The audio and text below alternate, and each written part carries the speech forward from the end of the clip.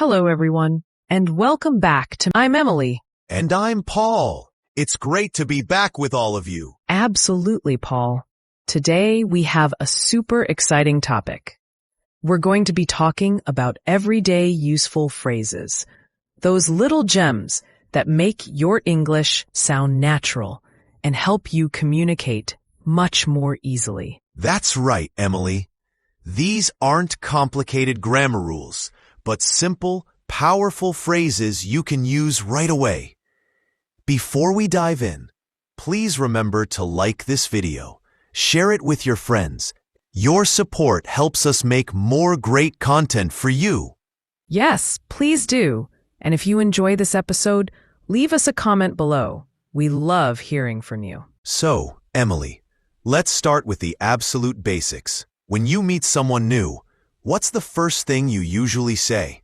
Well, after a simple hello or hi, I always say, "Nice to meet you." It's so friendly and welcoming. For example, "Hi, I'm Emily. Nice to meet you." It just sets a positive tone right away. Exactly. It shows you're happy to be introduced. And what about when you're leaving a conversation? What's a good way to say goodbye? Besides goodbye, I often say, "See you later," especially if I know I'll see the person again soon. Or, "Have a good day." It's a nice, polite way to end a chat. Oh, I love "have a good day." It's so versatile. You can say it to anyone, anytime. And how about when you receive help or something nice from someone? Oh, that's easy. Always say thank you. It's so important to show appreciation. And the response, of course, is "you're welcome." Simple, but essential. Definitely. Thank you and "you're welcome" are like the building blocks of polite conversation. You hear them everywhere. Paul, what happens if someone says something and you don't quite understand? Maybe they spoke too fast or it was noisy. That's a very common situation for English learners. The best phrase to use is, "Could you please repeat that?" It's polite and clear. You can also say, "Sorry, I didn't catch that." Yes, those are super useful. And what if you understand the words, but not the meaning? Like if someone uses a new idiom or a difficult concept. Great question, Emily. Then you can say, "I'm sorry, I don't understand. Could you explain it again?" Or for a more specific request, "Could you explain that in more detail, please?" This shows you're trying to learn and understand better. That's really helpful. It shows you're engaged. What if you need someone's help with something practical? Like you're lost or need to open a door. The go-to phrase is, "Can you help me, please?" It's direct and polite. For example, if you're in a store, "Excuse me, can you help me find the milk, please?" Perfect. And if you need something specific, you can say, "Could I have," or "May I have?" Like, "Could I have a glass of water, please?" Or, "May I have the menu?" Excellent point, Emily. Those are polite ways to ask for things. And remember, adding "please" and "thank you" always makes you sound more polite and friendly. Paul, let's talk about those moments when you need to get someone's attention, or maybe you accidentally bump into someone. What's the magic phrase? That's definitely "excuse me." It's so versatile. You can use it to get someone's attention. "Excuse me, do you know the time?" Or to pass by someone. "Excuse me, could I just get past?" And of course, if you accidentally bump into someone, "Oh, excuse me, I'm so sorry." Exactly. It's like the Swiss Army knife of polite phrases. And speaking of apologizing, what if you've made a small mistake or caused a tiny bit of trouble for someone? Then "I'm sorry" is your best friend. For something small, just "I'm sorry" works. If it's a bit more significant, you can add, "I apologize for the inconvenience." Like if you're late, "I'm so sorry I'm late. I apologize for the inconvenience." That's right. It shows you recognize you caused a problem. And what if you want to politely interrupt someone, perhaps in a meeting or a conversation? For that, I always recommend, may I interrupt you for a moment? Or, excuse me for interrupting, but it shows respect for their speaking time while allowing you to contribute. It's much better than just blurting something out. Oh, definitely. It makes you sound much more considerate. And what about when someone is talking too fast and you're struggling to keep up? That's a common challenge for learners. Just politely say, could you please speak more slowly? Or, would you mind speaking a bit slower? Most native speakers will be happy to adjust. Yes, they really will. We want to help you understand. And how about when you need to confirm something? Like, you heard something, but you just want to make sure it's correct. You can say, so if I understand correctly, you mean? Or, are you saying? This helps clarify and avoid misunderstandings. It's also good for active listening. So, Paul, sometimes we need to express what we prefer or what we'd like to do. What are some good phrases for that? A very common and polite way to express a preference is, I'd prefer to, or I'd rather. For example, I'd prefer to meet in the morning, or I'd rather stay home tonight. Yes, those are super useful. And what about when you want to suggest something or propose an idea? You could say, how about, or what about? For example, how about we grab coffee tomorrow? Or maybe we could go for a walk. I use how about all the time. It's so natural. And what if you really like something? Or you think something is a good idea? You can say, that sounds good, or that sounds like a great idea. And if you agree with someone, a simple I agree or I think so too works perfectly. And on the flip side, what if you don't agree, but you want to be polite about it? This is important for smooth communication. You can say, I'm not sure I agree with that. Or, I see your point, but.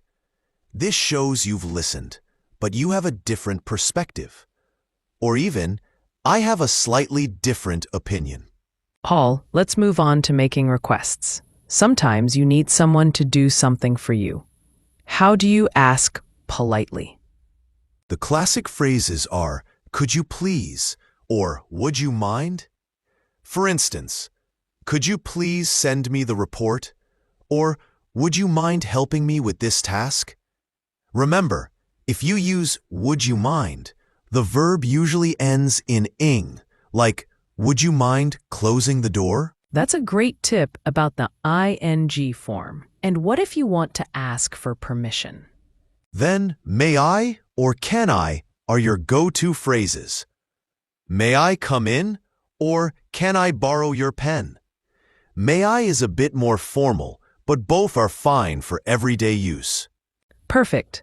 And on the other side of the coin, how do we offer help to someone? It's always nice to be proactive. Definitely.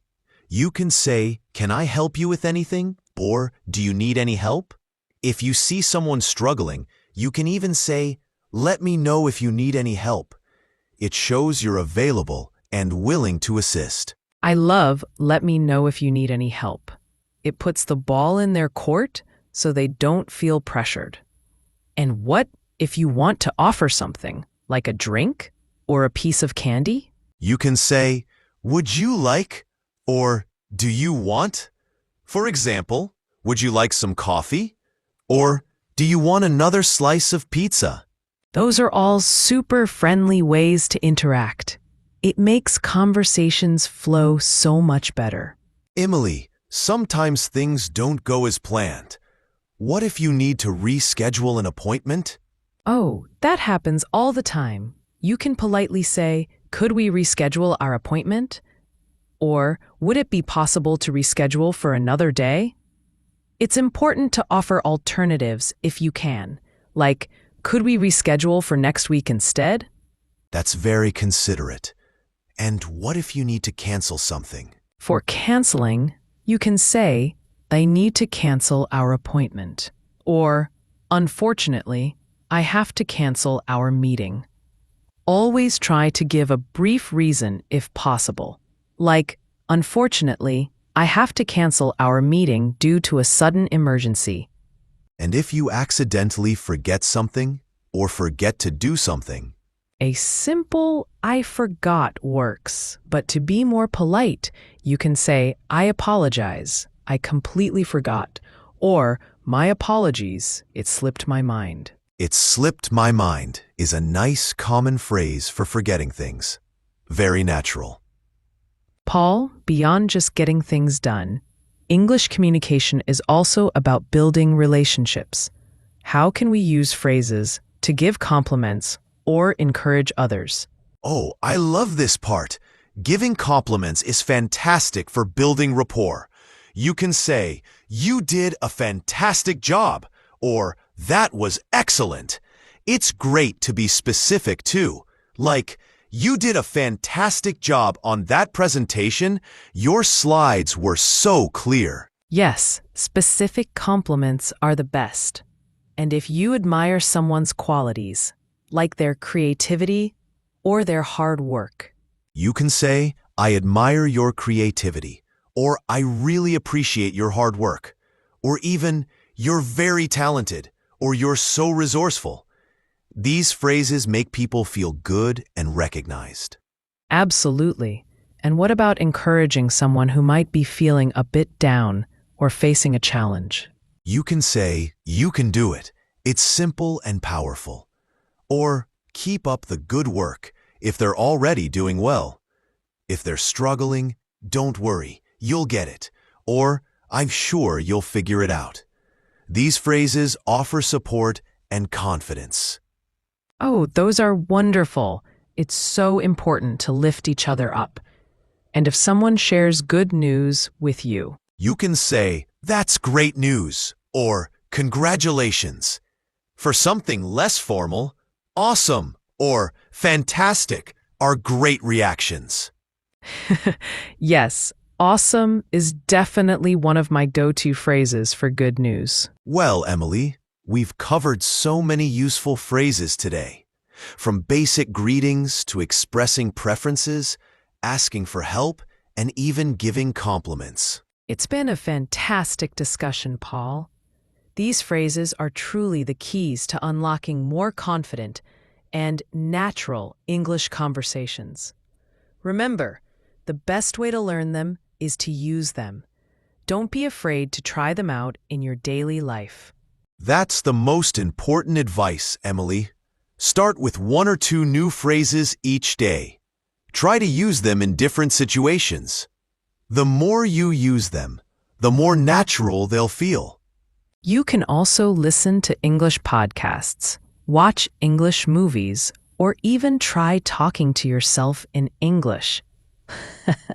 Practice makes perfect, right? Absolutely. And we encourage all of you to revisit this episode, make notes, and listen to how Emily and I use these phrases. Pay attention to our intonation and rhythm too. Yes, listen to how we sound friendly and encouraging. It's not just about the words, but how you say them. Before we go, we want to remind you all one more time.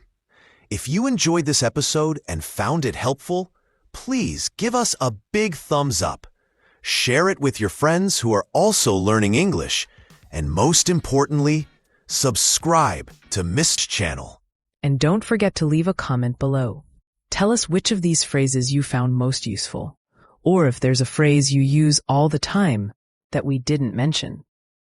We love reading your comments and getting ideas for future episodes. Your engagement truly helps us grow and reach more English learners around the world. So, thank you for your continued support. Thanks so much for tuning in today, everyone. We hope you feel more confident and ready to use these everyday phrases in your English conversations. Keep practicing, keep learning, and keep speaking English. Until next time, take care. Goodbye for now.